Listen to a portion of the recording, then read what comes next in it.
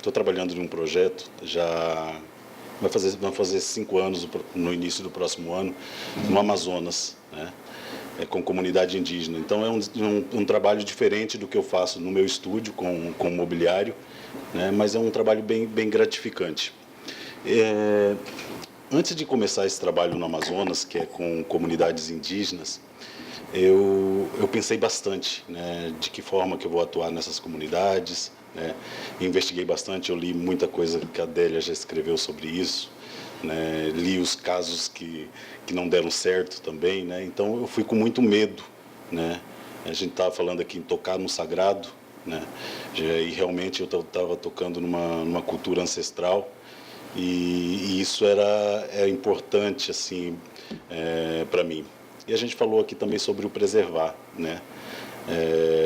Muita gente às vezes critica essa atuação de designers e de outras pessoas que atuam junto às comunidades indígenas, né? Então, as pessoas acho que não têm uma ideia do que é a Amazônia ou do que é esse território. A gente vive meio que numa bolha, né? Não conhece a realidade das pessoas lá.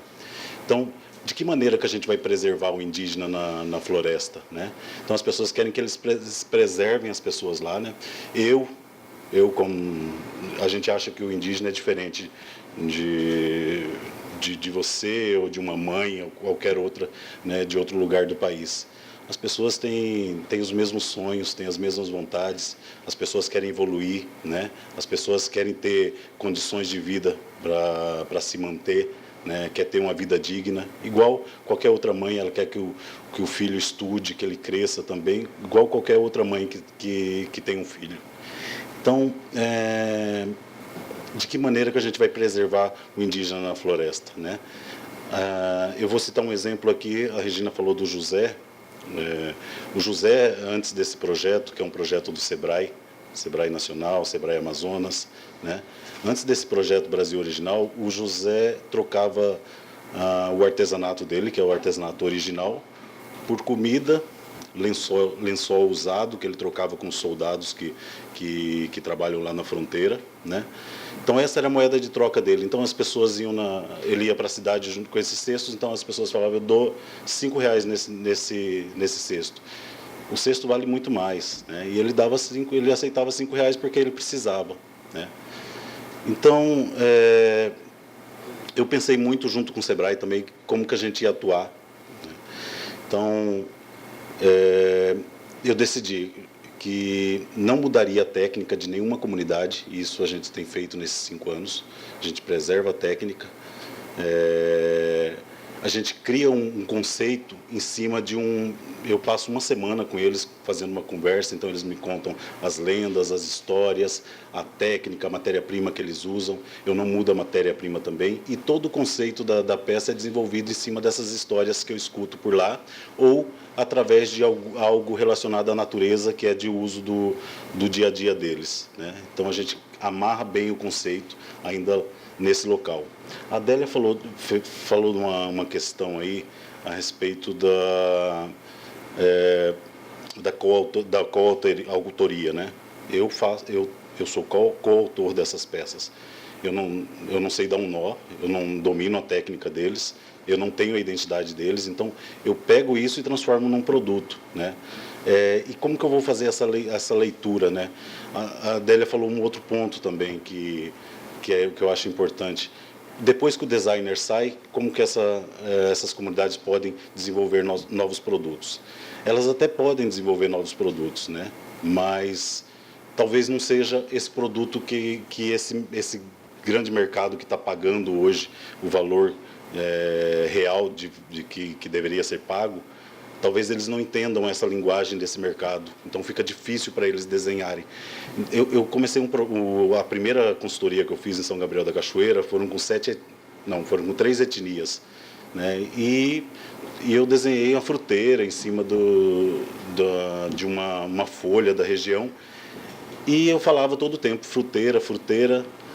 Elas fizeram essa peça, e na última semana que a gente estava terminando, uma delas veio me perguntar: professor, o que é fruteira?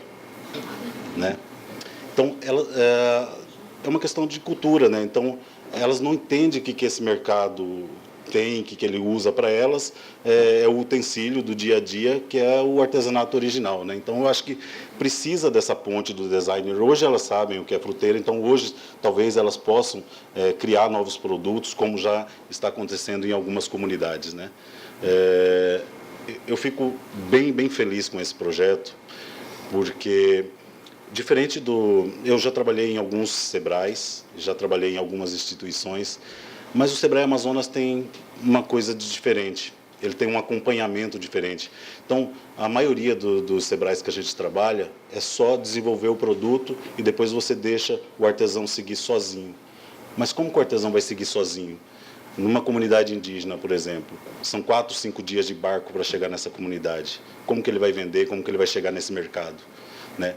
Nós estipulamos que esses produtos seriam vendidos no mercado de alta decoração, porque é um mercado que pode pagar o valor justo desse produto.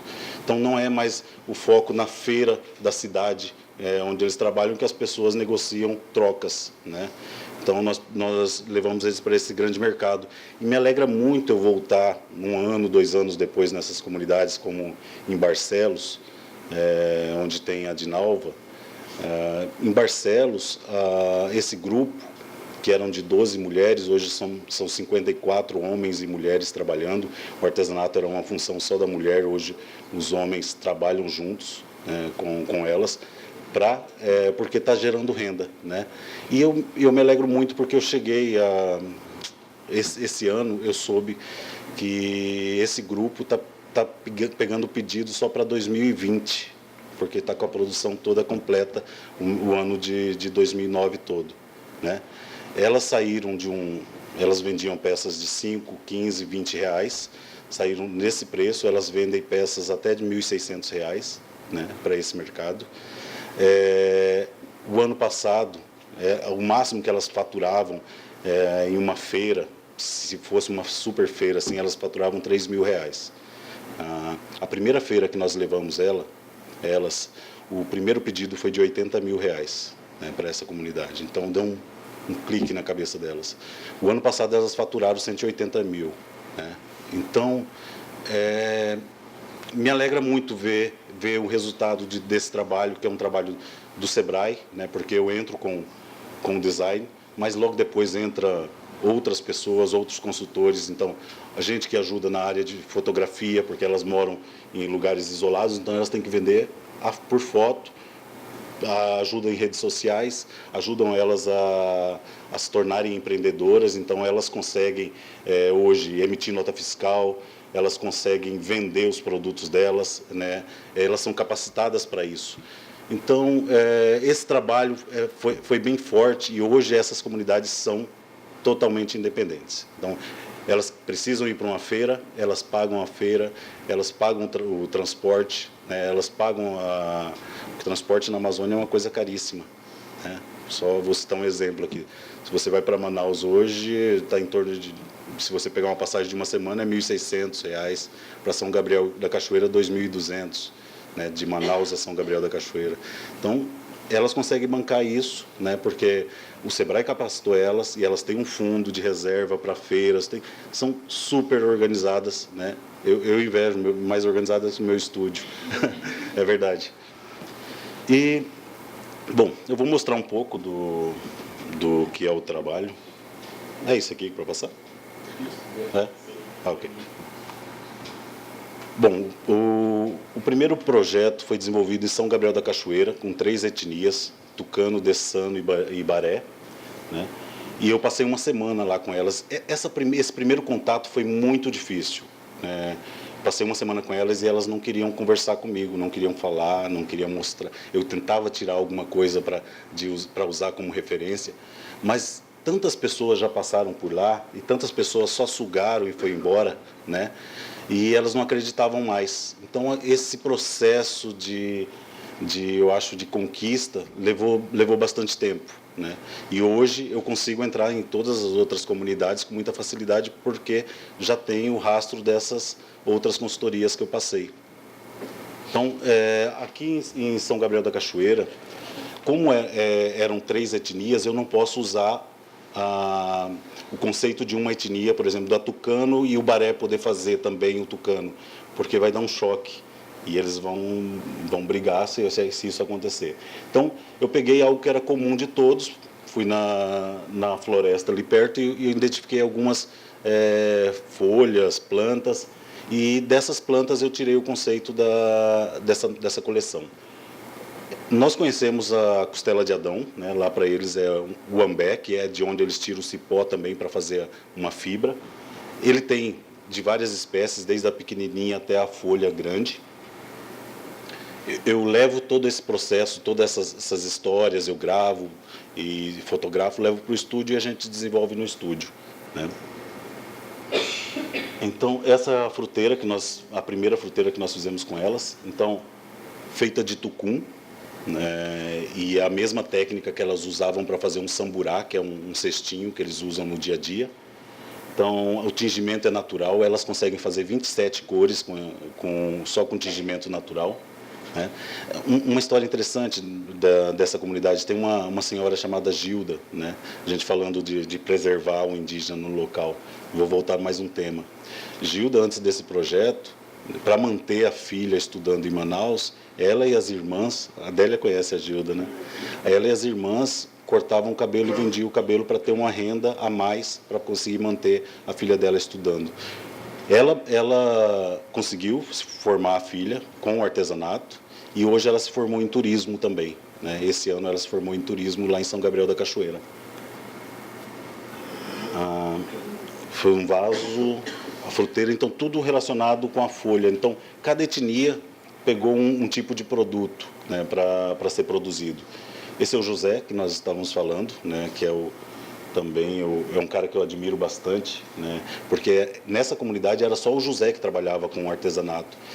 Tinha o pai dele e a mãe que faziam uns tapetes, né, para vender, mas quem fazia toda a comercialização era o José. Hoje, grande parte da comunidade está fazendo artesanato, inclusive os jovens estão trabalhando junto com ele, né? E o José não para de pedidos. Eu tive lá essa semana, eu tive com o José, e ele estava me contando: Sérgio, não dá para parar aqui de pedido, a gente tem pedido todo o tempo. O Sebrae tem feito isso também, né? A gente, a cada ano, a gente cria uma nova coleção juntos com a comunidade, né, para que eles possam se renovar também. O mercado já tem esses produtos, não precisa de novos. Uma coisa, a gente pensou esse projeto todo para que não tenha intermediários, né? Então não sou eu que comercializo, não é o Sebrae.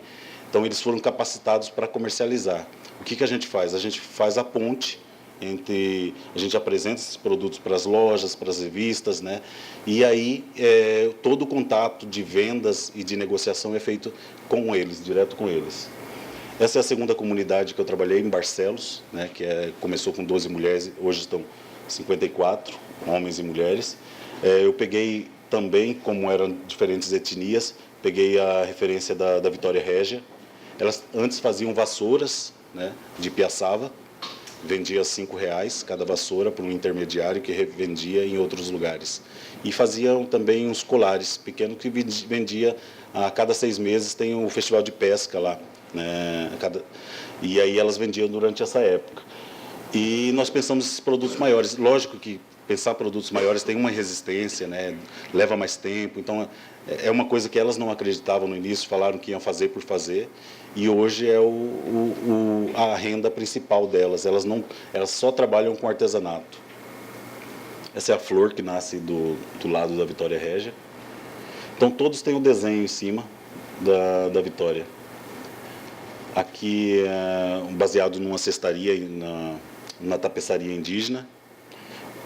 Essa piaçava preta, existe uma piaçava preta, mas ela é muito rara, né, de conseguir.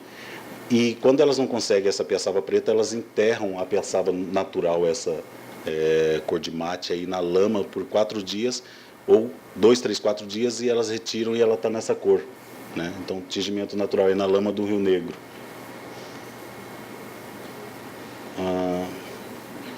Essa é a Dinalva, que nós estamos falando, eu acho que em cada comunidade precisa existir um líder, e E quando tem um líder, alguém que comanda, que leva o grupo, dá certo. Essa é uma segunda coleção que nós já desenhamos para elas, porque elas já tinham a primeira toda comprometida com uma loja. Então foi baseada no Buriti, e elas produzem essas peças, peça por peça, né, para esses cestos.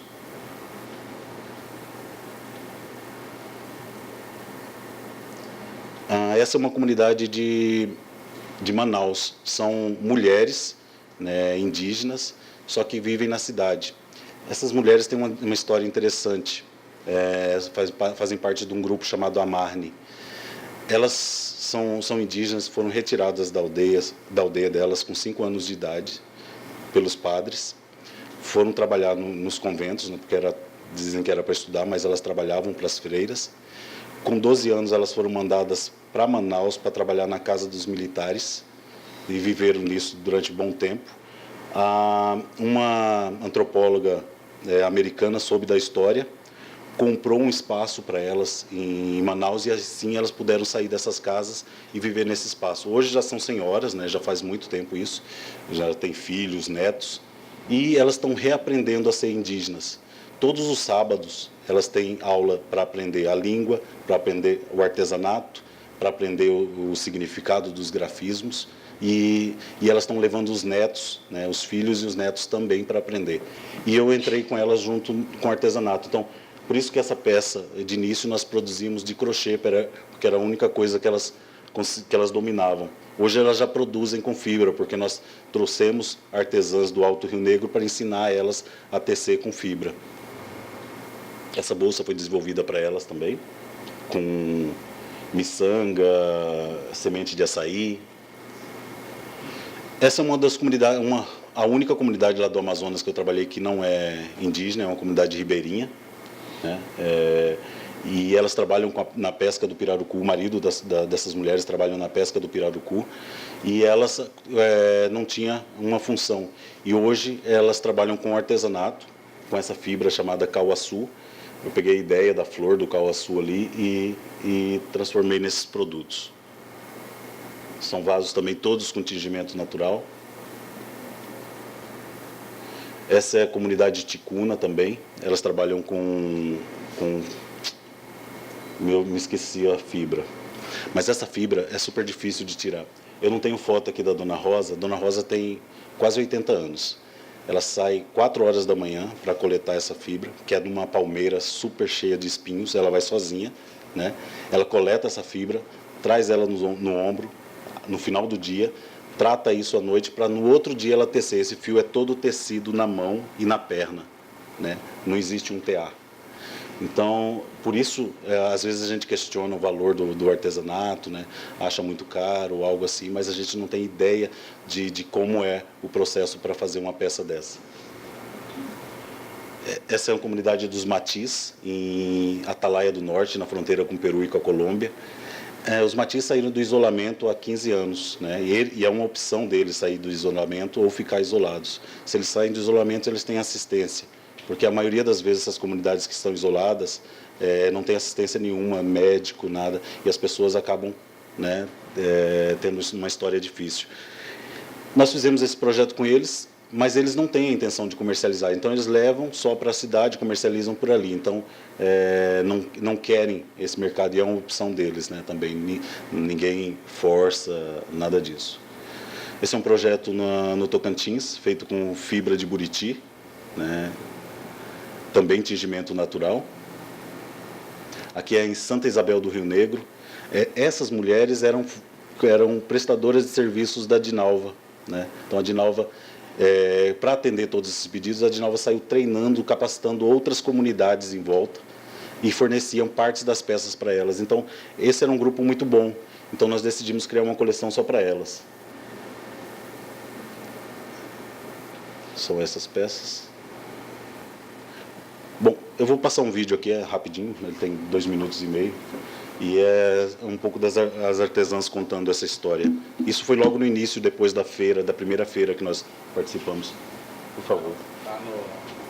É só clicar. Acho que é isso, só clicar.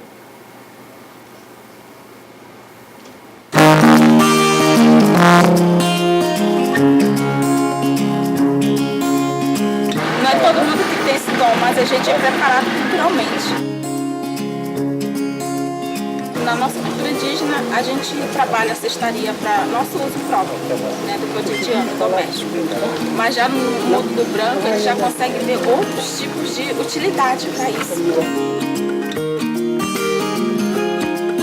A partir do momento que a gente começou a vender nossas peças R$2, a gente nunca, eu quero ver você, nossas peças nunca chegaram a custar 200, R$100 ou até mesmo R$50. Então isso para mim, eu estou muito emocionada.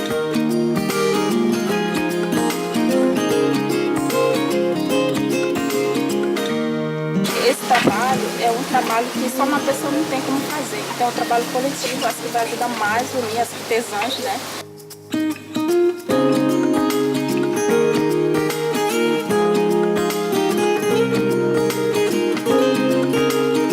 E ela já não complementa mais a renda. A renda é direta mais do artesanato. Eu estou sonhando de ver essa produção ampliar cada vez mais dentro do município, né? Não somente os artesãos que hoje estão aqui, mas a família desses artesãos também fazer parte e eles irão ser beneficiados também.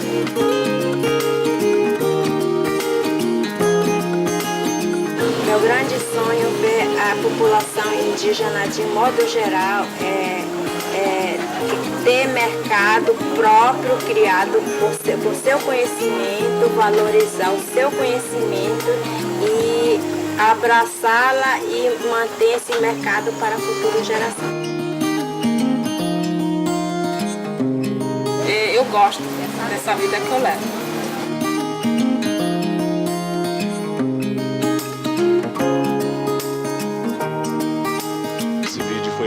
Regina que editou na época da Casa Cláudia, né?